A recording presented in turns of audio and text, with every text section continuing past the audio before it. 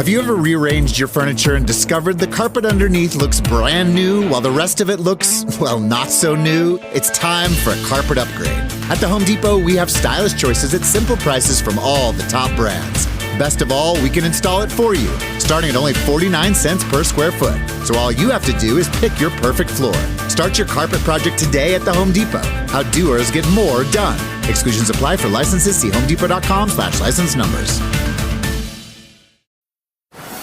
Ready to soundtrack your summer? With Red Bull Summer All Day Play, you choose a playlist that fits your summer vibe the best. Are you a festival fanatic, a deep end DJ, a road dog, or a trail mixer? Just add a song to your chosen playlist and put your summer on track. Red Bull Summer All Day Play. Red Bull gives you wings. Visit redbull.com/brightsummer ahead to learn more. See you this summer. This episode is brought to you by Redfin. You're listening to a podcast, which means you're probably multitasking. Maybe even scrolling home listings on Redfin, saving homes without expecting to get them. But Redfin isn't just built for endless browsing. It's built to help you find and own a home. With agents who close twice as many deals, when you find the one, you've got a real shot at getting it. Get started at redfin.com. Own the dream. Hey, this is Nathan James from Inglorious, and you're listening to Jay Scott, the Hook Rocks podcast.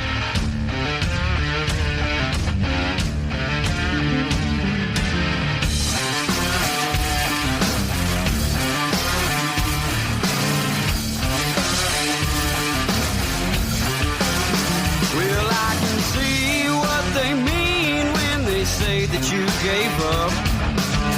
Everybody put you down, no one will pick you up. Well, I'm here to tell you, friend, you're not the only one. I've been there before, and it's a bridge you have to cross alone. Lend a hand to me when you feel down, and keep your head, 'cause it's the only thing it hasn't come down. Yeah.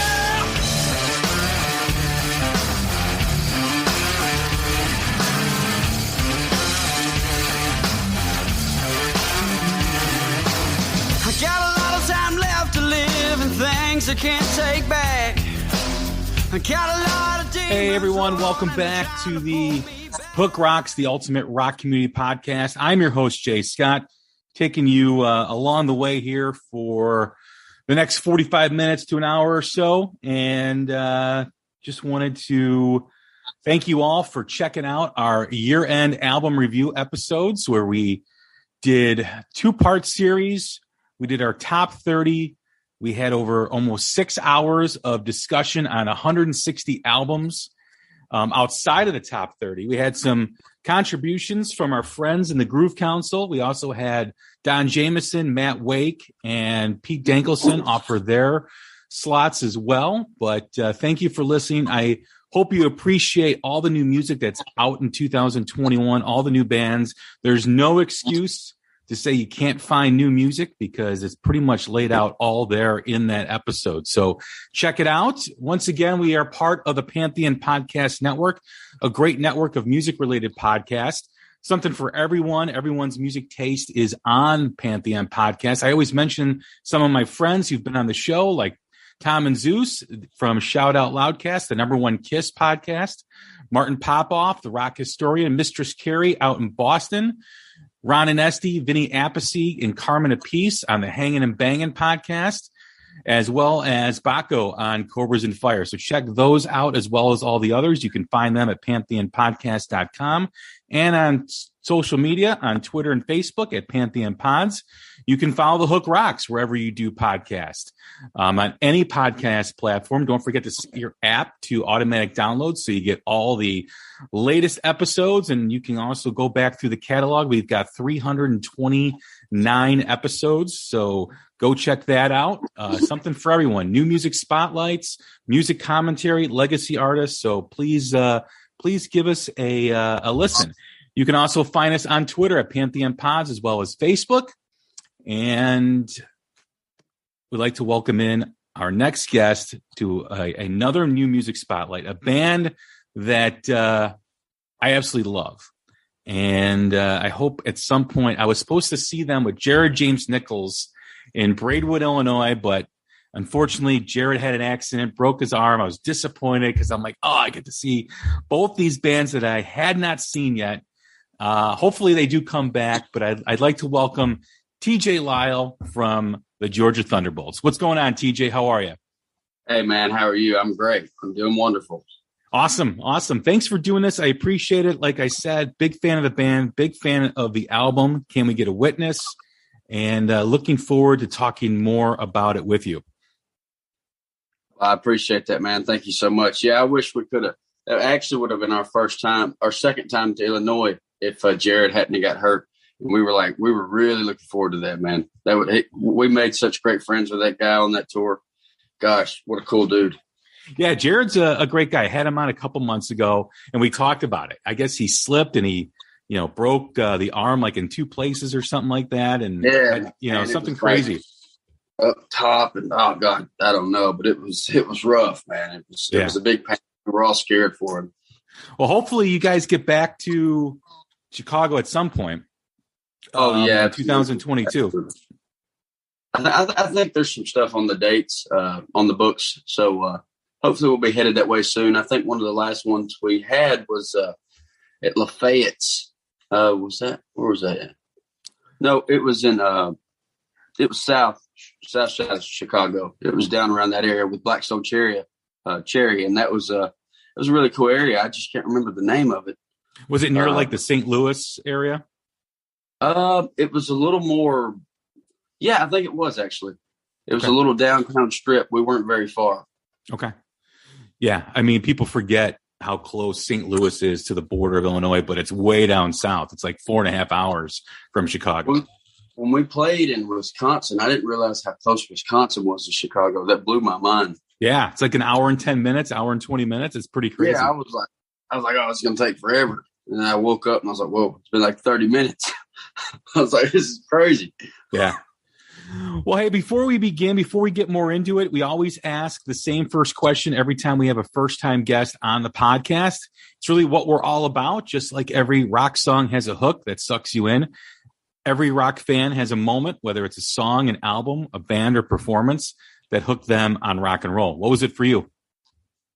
I think it was 2000 and had to be 2000. From 2002 to 2003, somewhere in those years, I don't remember exactly. It was so long ago. My grandfather had a purple PT Cruiser, and he worked at the power plant down the road here. You could actually see it looking out of the window. But we were driving down the road one day, and he had just bought this CD.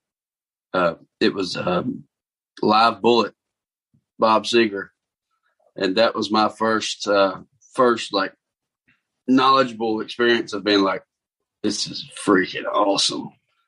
I mean, it started in with Nutbush City Limits, and from there on, it was just like a driving force the whole entire time. And I was like, I was still a kid, man. I was like, God, this is amazing. It really changed my life forever. That's interesting because two things on that. Number one, I had an uncle who recently passed, and I was talking to my cousins about him, and he was always into Creedence, Seeger, the Eagles, and that kind of sound, Jackson Brown.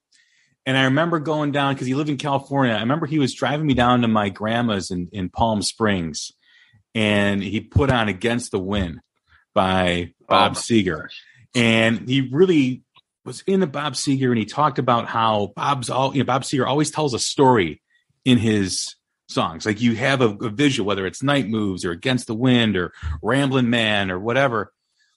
But as far as that album goes, the version of Turn the Page is so, it's one of those songs. Every band who's released a live album always has that moment on the album where a song that maybe you overlooked because it just didn't hit you comes alive.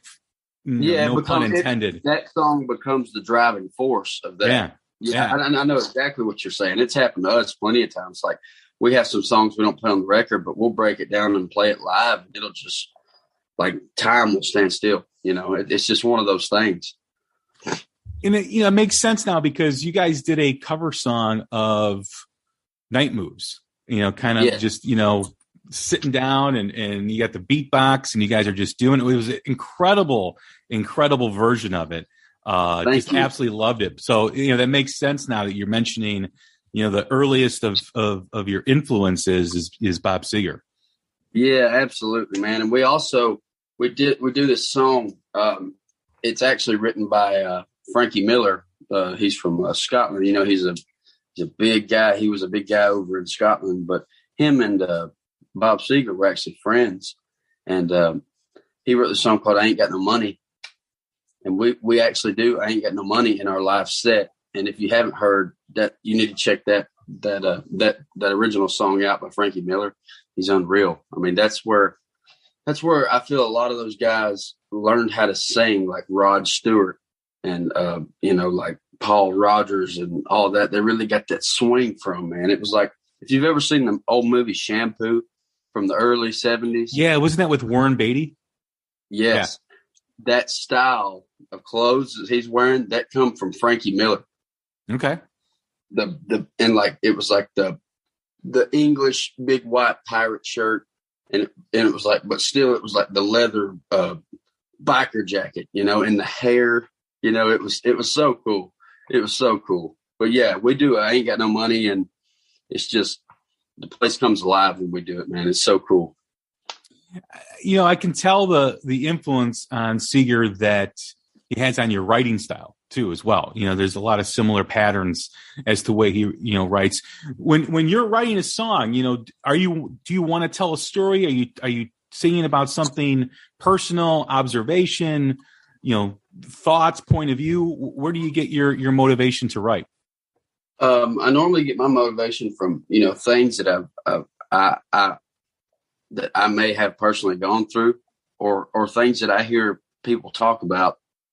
Or sometimes, I just want to tell a story, a positive story, and I go swimming in my mind, and it's just a big, ever changing circle. I read a good bit these days, and I think that helps out a lot. I read a lot about like history, and I read a lot about like stories of times gone and stuff like that. Like, what is that book I have? It's On the Road Again.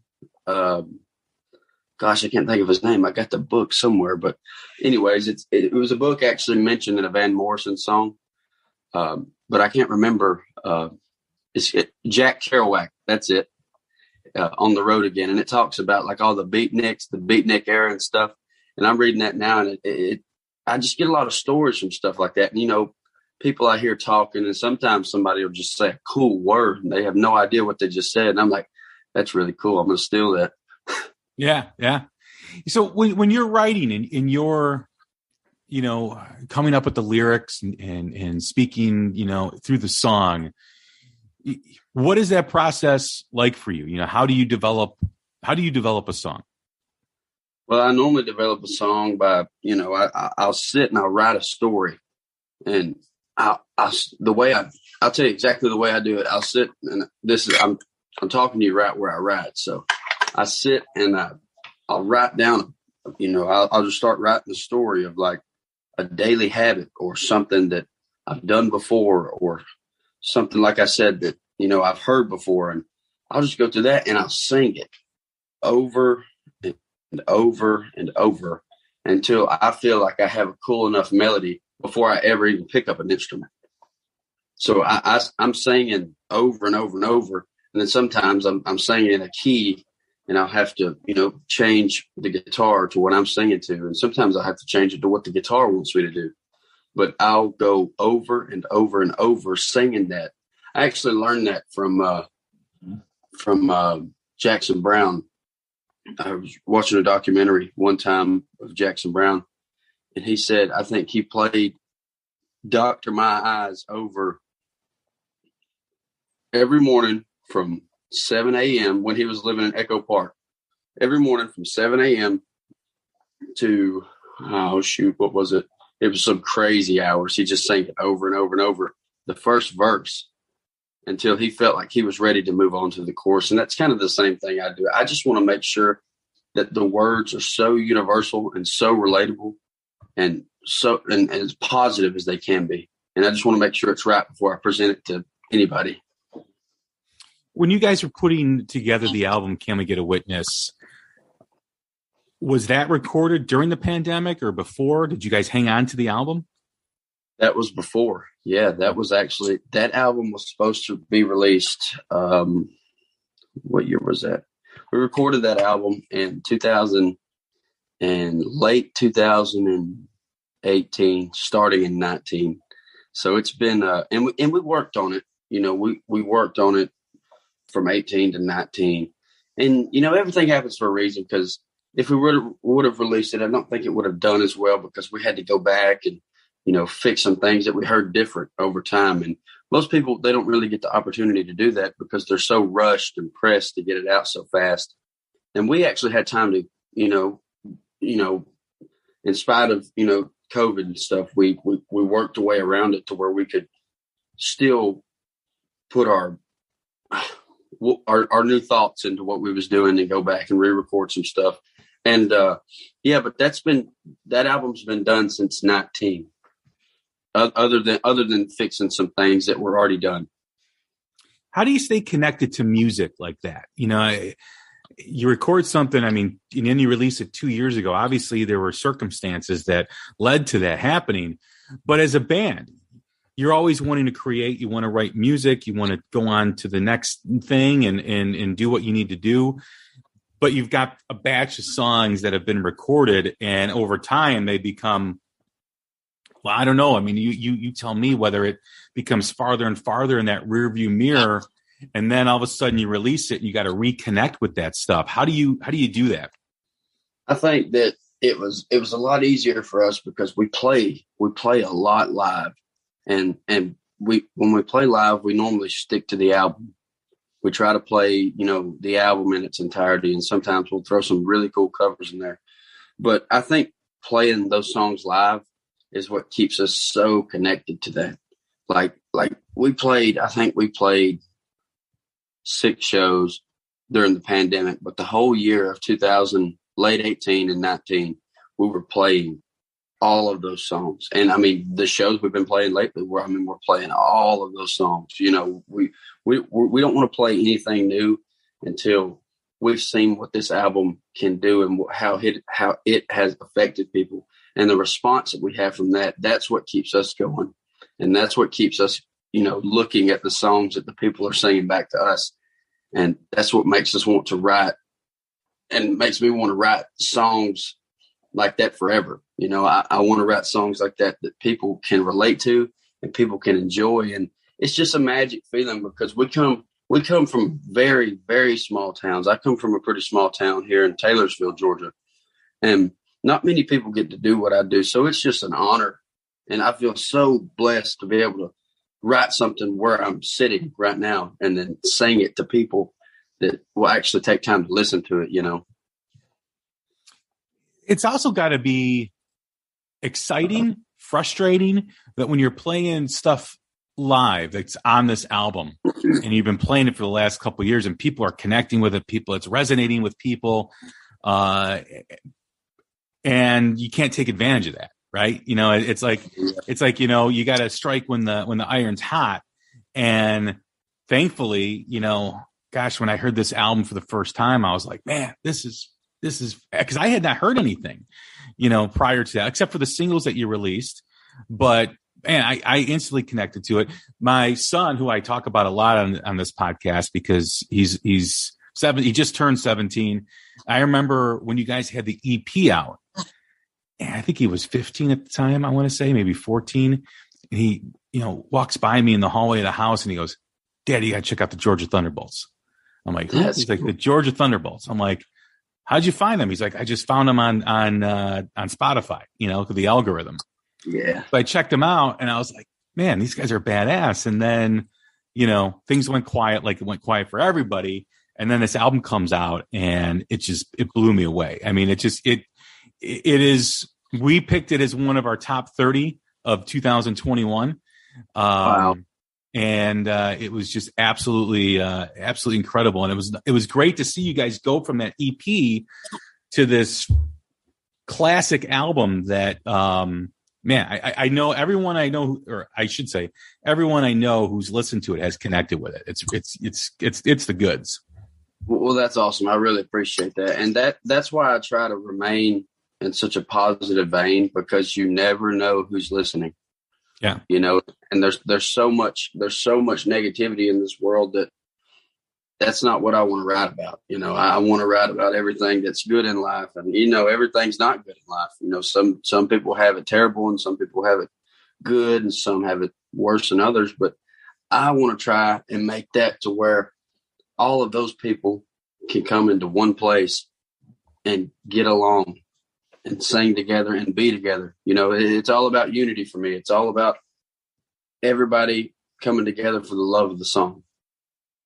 Music always does that. I mean, when you go to a concert, right, whoever it is, there's people with different beliefs, different cultures, different backgrounds.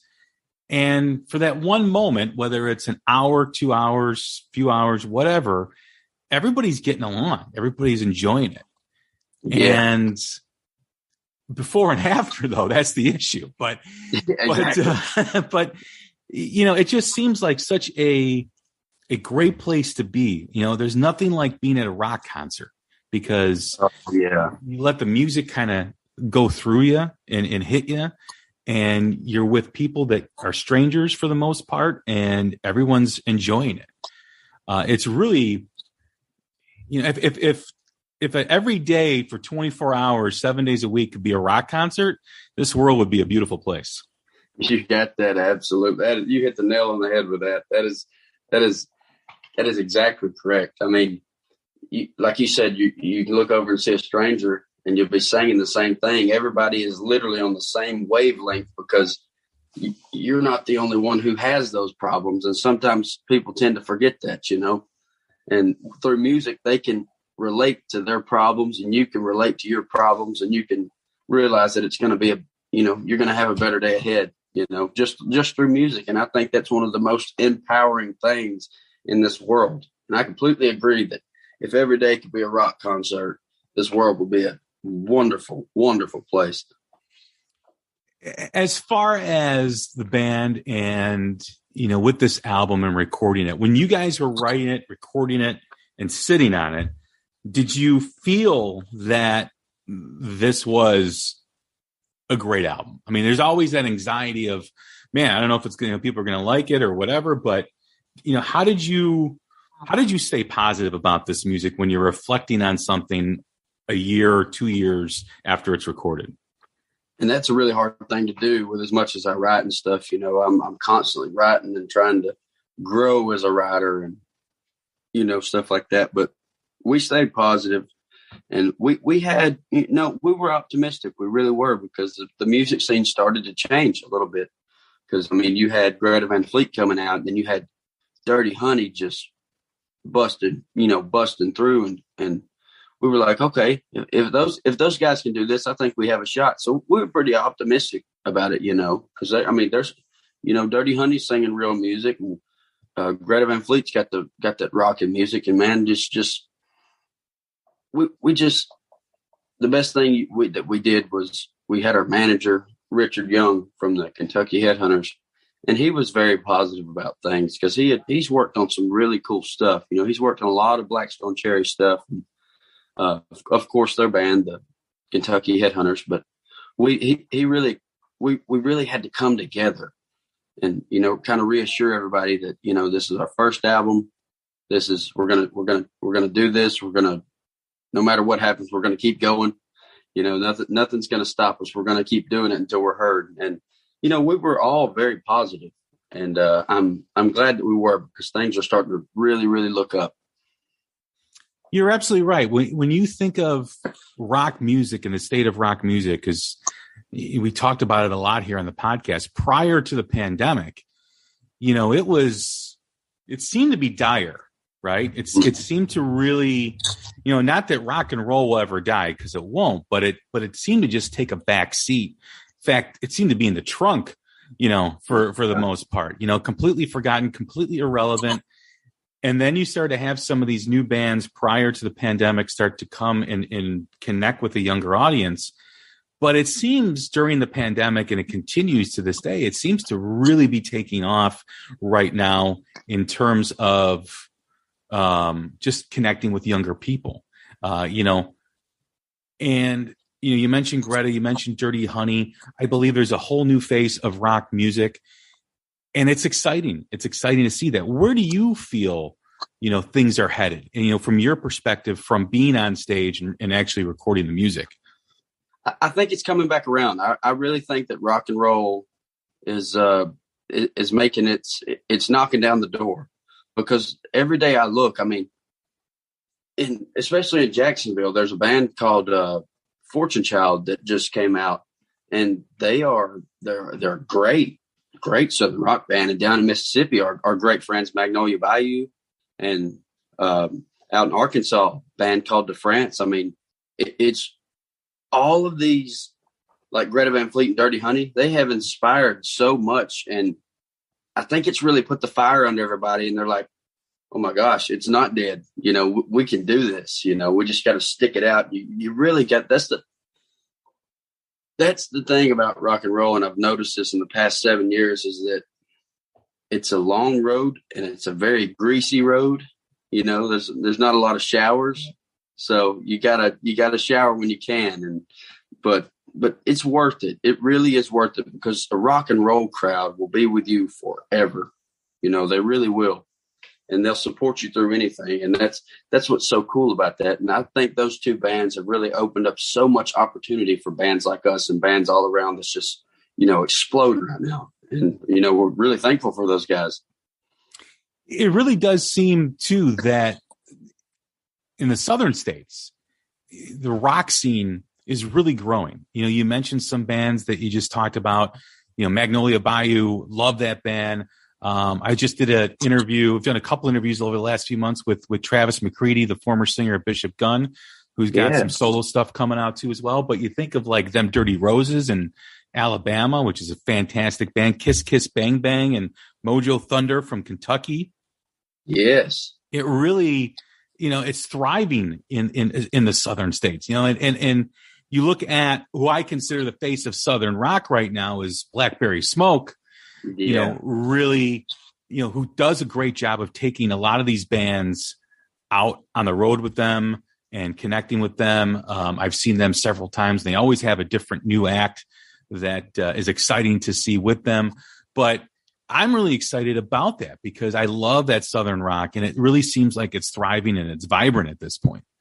Yeah, absolutely. And bands like Blackberry Smoke are really, and Blackstone Cherry also are really opening the door and bringing out these acts, because Blackstone took us on tour. They took us on tour in October, then they took us back on tour in December, and we're super grateful for that. I think that was super cool of them, and it's great for bigger bands to take the time to want to expose new bands. And I think that's really cool of them. Yeah. Blackstone Cherry, I saw a few years back, and they had Tyler Bryant opening up for them, which was awesome. And then you guys were on the bill with them with Jared James Nichols. That's really cool. And I like when bands do that, because I think it's so important to give back and bring these bands on the road, because let's face it, that's what's going to keep rock and roll relevant. There's always going to be, a new band or new bands coming up to not replace the legacy artist or do that, but, just to connect with the younger generation, because you keep recycling, fans, or not recycling fans, but new fans come along every generation. And it's important to do that. I've noticed, because I go to a lot of concerts, that when I was going to concerts in 2018 and 19 and before, it seemed like the crowd was older, more of a classic rock type of crowd. Yeah. And especially this past year, because there wasn't a lot of concerts in 2020, but especially last year when I would go to shows, you would see a lot more younger people there and enjoying themselves, like having a great time, like really, like I saw the Struts and Nick Perry. And I was, when I was looking around, just kind of scanning the crowd, and there was like a lot of college age kids and high school kids there. It was awesome, and I love to see that because, my generation, my age group is not the one bands need to worry about, right? Because we're already rock fans. We're going to, we're going to be there. But the younger generation, because they're getting pulled in so many different directions, is really important because like you said, once you're a rock fan, you're always there. Once a younger person becomes a rock fan, they're a rock fan for life. Oh, absolutely. 100%. So what's next for you guys? The year just started. You ended the year on a high note with the album. What's on tap in 2022? Oh, we got a bunch of tour dates coming up. If everything goes to plan, we got February, the 1st of February, we got a few dates for the Marshall Tucker Band. So that'll be really cool. We've played with them a few times, and those guys are always wonderful. So we got a few things on the horizon. So fingers crossed for that. When you guys tour with a band like Marshall Tucker Band or another legacy artist who do a show, with your style of music, do you feel, that connection with the bands that, that have come before you? Is it kind of like they're passing the torch to you? Are they, what's that like for you guys doing that? Oh man, they welcome us with open arms, and it's just so surreal because you heard these bands growing up on the radio, and for them to really reach out and be nice as they are is just it's an unreal feeling. It really is. One of the things that's pretty common with a lot of bands, because there was such a long time in between layoffs, is, they recorded a lot of material. And the idea is for a lot of them is that, hey, we basically lost a year or close to it playing for people, that, we're going to release this album. We've got more music that we can do either with an EP or another album. So we're able to stay on the road. Is that your perspective too, or are you still kind of creating for what's coming next for the band? We're still kind of creating for what's coming next. And our thing is we want to release as much music as possible. I think that's really the goal. So we can reach that audience and we can reach that younger audience. And I really think that the only way to do that is through shows and through music, because radio is really not what it used to be for rock and roll. And the way that we can reach those people is if we're out playing and releasing music all the time. When you think of connecting to a fan, a new fan that's out there, a fan that hasn't discovered you yet, are you looking just to play everywhere? Every show matters. Are you looking to capture a fan through streams? Are you trying to push your stuff maybe on college radio or satellite radio? How do you guys approach building your audience? I know it's kind of been our weakest link so far because we're not the best social media people, but it seems like the younger people interact so much more with social media, and that's what we really have to push for is to reach those guys through social media, and like you said, play in those college towns and playing on college radio. And like Whiskey Myers does a great job of that. They are on point with that stuff, and just any way possible. Every show to us matters because we're a live band, and that's where we do our thing is on the stage, and that's why it's so hard for us to do the social media thing is because we're just so much better in person. I think it's also a difficult thing for a young band because, as you're playing in the garage or basement and local shows and really just turning it out in terms of just tightening up the sound and developing your sound, what is lost on a lot of young artists, and it's not, their fault, is that they don't realize that once they get to the next level or a couple levels beyond playing in the basement and garage and the local pub is what you just said. You got to start working social media. And for a band who are musicians and people who create like yourself and the rest of you guys, that's difficult because it's a completely different approach to what you're doing. You guys are creating, you're making music, you're looking forward to the next show. And then you got to sit down for however many hours a day, and you've got to, respond to tweets and Facebook posts and Instagram and TikTok videos or whatever, platforms you're on. That's got to be a challenge. Well, I know that's a challenge for a lot of young artists because they're like, wait a minute. I just want to make music. Now I got to do this. And it's Absolutely. not that and it's not that bands mind doing it in terms of connecting with their fans and trying to build their fan base, but it can be a difficult transition from that creating music to now, being a marketing person. Yeah. I mean, it is a completely different ball game, and and we're learning, the steps, and we're watching the other bands that are wonderful at it. And we're just trying to learn from them as much as we can, because they've reached that audience, and we're trying to follow suit and trying to do the same things they do to try and make our path that way and reach the younger and the middle-aged audience, because, those are the ones who are probably, in relationships and planning to start their futures with their others. And, those are the ones who have the kids who will tell their kids about your music. And that's what's so important, is for us to reach that audience now. We have to reach that audience as quick as possible and get our music to them, and just, hopefully they enjoy it, and hopefully they'll share it, and hopefully they'll take something away from it that maybe we've helped them with through our music. And that's just so crucial and important. But yes, it is a very completely different ball game becoming a marketing person. That is an absolute nightmare. From the band's beginnings, through the EP to now, where has Georgia Thunderbolts grown the most? I think we have grown the most as, young adults, really. I mean, our stage demeanor is a lot more serious. I mean, it's fun, it's really fun, but it's not about the partying for us. It's not about of course it's about the good times, but good times are to be had, when you're around people you enjoy. But it's all about the work, and it's all about the message. And I think we've all come to a head and really realized that these past few years, is that we want to make an impact on this world and, try to make it as positive as possible.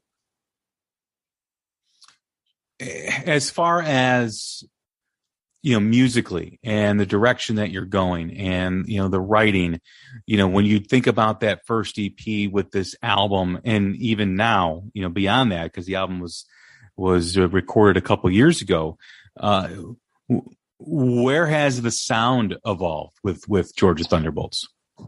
The sound has evolved into more of it's still us. I mean, we will always have our roots, but the writing even more has become even more mature, as, like, let's say we were writing about certain things we didn't know much about at the time.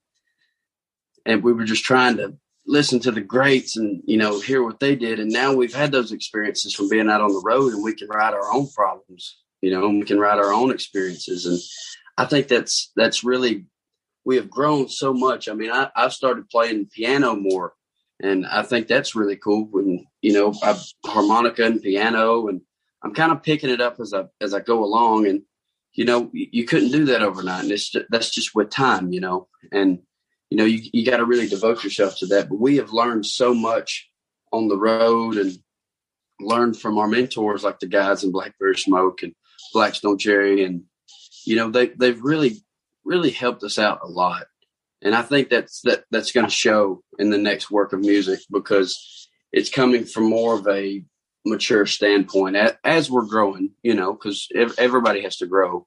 But it's going to be a more mature standpoint of things. It's still going to be the good times. It's still going to be the ups and downs, but you'll always find your way. That's pretty much the basis of that.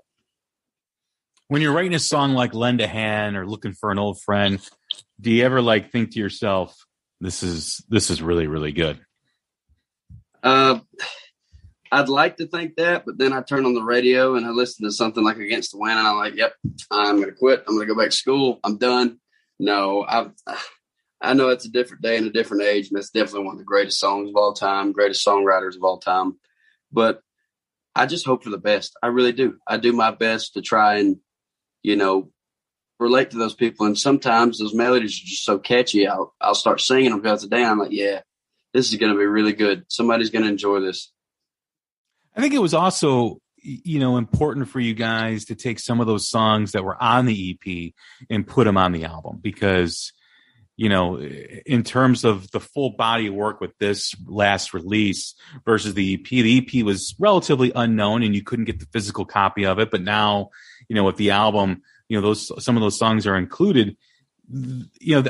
What was that a conscious decision of you guys to do that and say, hey, this is really good material. Let's put it on there because this album is really good. And we want to, expose people to what else we've done too as well prior to this.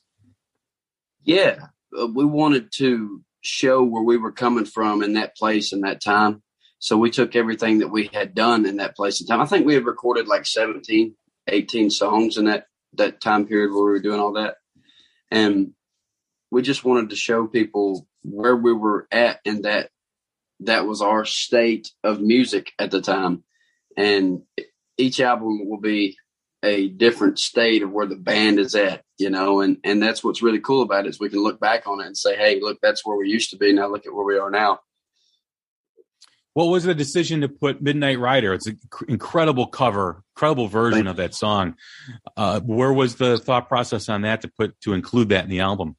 Well, we did it live. We did it live a lot, and we wanted to change it up. And I mean, we just basically we were sitting around talking, said maybe we should have, a cover that somebody has done before and something a little more well known. And we was like, well, hey, we do this one live. Why don't we throw it down now? And it turned out to be pretty cool. One of the things that, I've talked to others about who've heard the album is, they mention, the great songs that are on it. And they always say, man, that version of Midnight Rider is absolutely incredible. Well, that's awesome. That is so cool. So as far as I know, you got the Marshall Tucker dates coming up and you got some other stuff too as well. I mean, will there be more announcements soon of what else is happening with you guys this year? Yes, absolutely. There will. Everything will be updated. We always wait to hear back from Richard, our manager, or the booking agency, because they're always really working for us. And I think we've got some things on the books. I mean, I think we've got a ton because we're getting offers every day. And that's what's so cool is that, they're starting to listen to the album and they're starting to reach out to us and they're like, we want these guys. And that's such a great feeling. I mean, it's such a great feeling for somebody like me who comes from a place like I do and, did this record and now people are reaching out and want to hear my music, and I'm like, whoa, this is unreal. And the guys feel the same way. They're like, never would imagine something like this would happen, I imagine, coming from a small town and then being on tour with bands that you've listened to when you were younger and being inspired by them. And then all of a sudden to be playing with them and playing before hundreds and thousands of people, that's got to be a pretty cool thing to know where you came from to where you're going and where you're at right now. Yeah, it's a very eerie feeling when you're in the same building and on the stage with them. It's like, is this really happening? And, this isn't the Twilight Zone, right? Yeah. Well, cool, man. Hey, man, I appreciate you doing this. It was a great conversation. Been looking forward to doing this for a while. Absolutely. I love the band. I love the album. And thank you very much for being on the Hook Rocks. Hey, thank you for having me, man. I'll do it again. Thank you so much. Look forward to next time. Everyone, that is TJ Lyle from the band Georgia Thunderbolts. I'm Jay Scott. This is the Hook Rocks, the Ultimate Rock Community Podcast. Stay safe, stay healthy, take care of each other. We'll talk soon.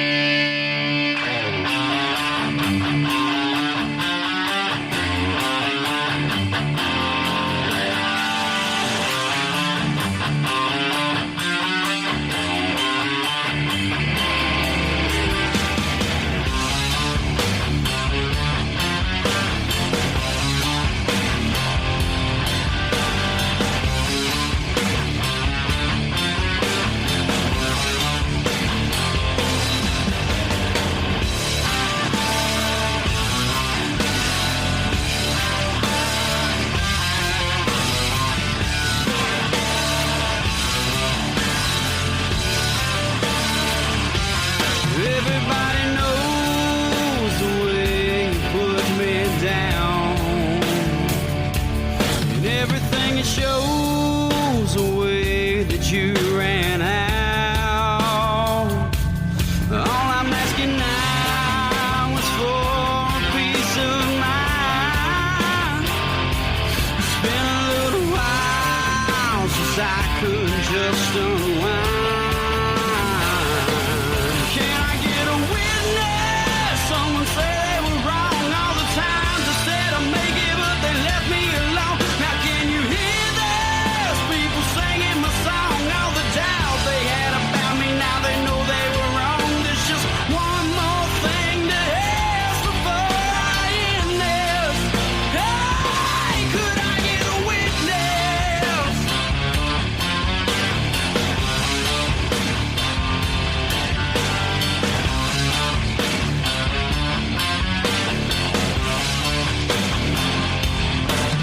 When I put my car in drive, I won't look back. Looks like you're the one who held me back. Everything I own is what I need. You can't take a damn thing away from me. 300 Favorite Albums with James Campion. I don't think there's an album I know better front to back. I learned how to play guitar to a lot of these songs. If I could pick one record to hand someone and say, this is what it feels like to be a woman, it would be this record. You know, the engineer that was recording the album for us was a novice engineer. He was really the janitor. The first half of these sessions for the album were totally improvisatory in the sense that they went into the studio and just dealt with whatever happened. There was space that was left for these listeners to kind of discover it for themselves. That they would say, yeah, my parents listened to it, but I had to build my own relationship to it. Happiness, good living, peace, love, rock and roll. I just feel like this album is such a wonderful translation of that concept. People understood they were in a world historical moment, and it felt like it was going to last forever. In fact, the infinite spaces that they explored in The Giant Now is part of what made that explosion so huge.